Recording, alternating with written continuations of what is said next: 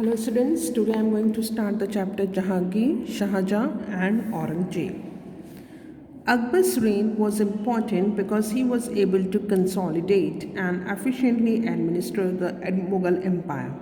So students, we already read the chapter Akbar and we read that he was one of the greatest king of the Mughal Empire, not only the Mughal Empire but whole Indian history.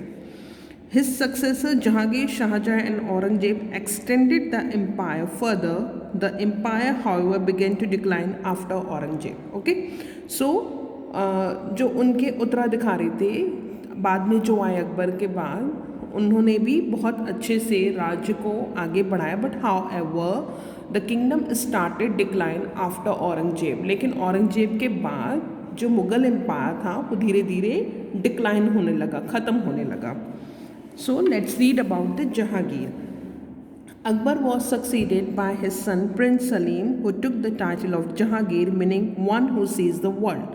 ठीक है, तो अकबर के बाद कौन आया? उनका बेटा Prince Salim. ठीक है, और उनको कौन सी टाइटल दी गई? जहांगीर. और जहांगीर का मतलब होता है जहांगीर, मतलब जिसने पूरे वर्ल्ड को, पूरे जहान को अपने कब्जे में कर लिया. ठीक है, Jahangir. He continued Akbar's policy of expansion of the Mughal Empire. So he also followed the same rules, same methodology और strategy to extend the empire. जैसे अकबर ने फॉलो की थी या उन्होंने जो पॉलिसीज़ को अडेप्ट किया था पूरे एम्पायर को एक्सटेंड करने के लिए, तो जहांगीर ने भी वही काफ़ी हद तक वही पॉलिसीज़ को ही अडेप्ट किया. Battle and conquest. In 1614 CE, the Rana of Mewar was defeated by a Mughal force led by Khurram, Jahangir's third son. ठीक है, तो जहांगीर का तीसरा बेटा था Khurram.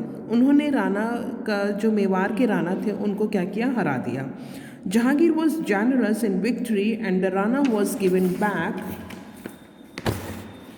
All the land that had been conquered by the Mughals. ठीक है, तो जहांगीर क्या थे? बहुत ही जानरस थे. जानरस मतलब बड़े दिल वाले, उदार व्यक्ति थे.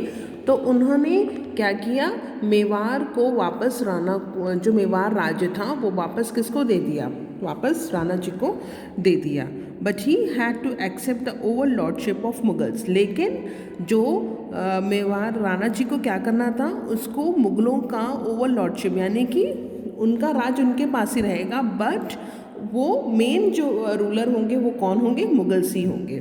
With that peace came to Mewar after almost a century. मतलब ये करने के बाद लगभग सेंचुरी मतलब अबाउट 100 ईयर्स, जो 100 ईयर्स के बाद लगभग मेवार में क्या हुई? शांति आई ये पॉलिसी अपनाने से. However, Malik Amber, the able general of the Ahmednagar, made it difficult for the Mughals to consolidate their power in the Deccan. ठीक है, तो नॉर्थ में तो लगभग जहांगीर ने बहुत अच्छे से राज्य संभाला, लेकिन डेक्कन यानी साउथ में चले जाएंगे तो वहाँ पे अहमदनगर के जो राजा थे मलिक अंबर, वो स्ट्रगल क्रिएट कर रहे थे जहांगीर को साउथ में अपना राज्य स्थापित करने के लिए. He was finally defeated by the Khurram. For this, Khurram was given the title of Shah Jahan or the Lord of the World. ठीक है, बट जो मलिक अंबर थे उसको किसने हरा दिया? उसको हरा दिया शाहजहां ने, खुर्रम ने. खुर्रम का नाम देखिए, सलीम का नाम क्या रखा गया है? What was the title given to Salim? That is Jahangir. और खुर्रम को टाइटल क्या दी गई? Shahjahan. Shahjahan as the name suggest lord of the world. ठीक है, वर्ल्ड का राजा.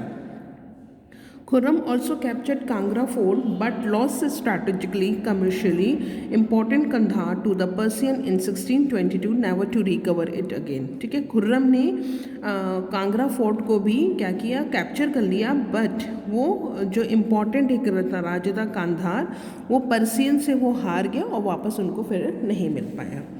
Commitment to justice. Emperor Jahangir was a famous for his commitment to justice.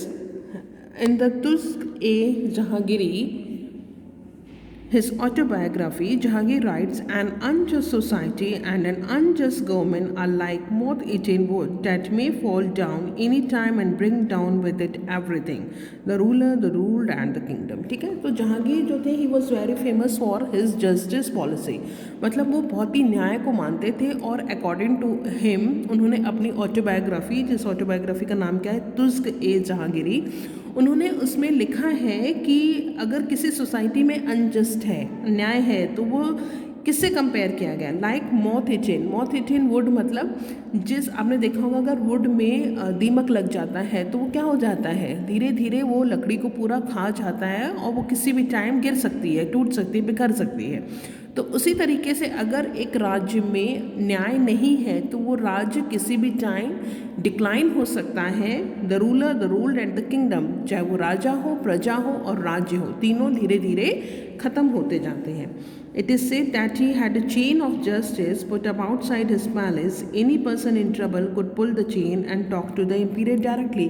ऐसा कहा जाता है कि उनके राज्य के बाहर एक चेन थी, मतलब और किसी को भी प्रॉब्लम है, किसी को भी न्याय की ज़रूरत है तो they can pull the chain any time and they can met the imperial directly for his justice. Now we come to the point Noor Jahan. In 1611, Jahangir married Noor Jahan, the widow of the Persian noble. ठीक है, जहांगीर ने किससे शादी की, किससे marriage की, नूर जहाँ। नूर जहाँ कौन थी, the widow of a Persian noble, Sher Afghan, वो शेर अफगान की जो पर्सियन नोबल थे, ऑफिसर थे, उनकी विडो थी। He was talented and generous women. ठीक है, नूर जहाँ कैसी थी, टैलेंटेड थी और फिर जेनरस भी। जेनरस मतलब उदारवादी, जो जिनका दिल बहुत बड़ा होता है, very kind hearted. She was also a very ambitious person and slowly began to assert her influence in politics. ठीक है, वो भी बहुत टैलेंटेड थी, एम्बिशियस थी, तो उन्होंने अपना इंटरेस्ट दिखाना शुरू किया पॉलिटिक्स में भी। Her father and the brother were put in important position in the court. उनके जो ब्रदर थे और जो फादर थे, they were also given a very important post in the Jahangir court. Her niece Mumtaz Mahal was married to Jahangir Shahjahan, और उनकी जो नीज थी मुमताज़ महल, उन्होंने किससे मैरिज की, उन्हीं के बेटे शाहजहाँ से।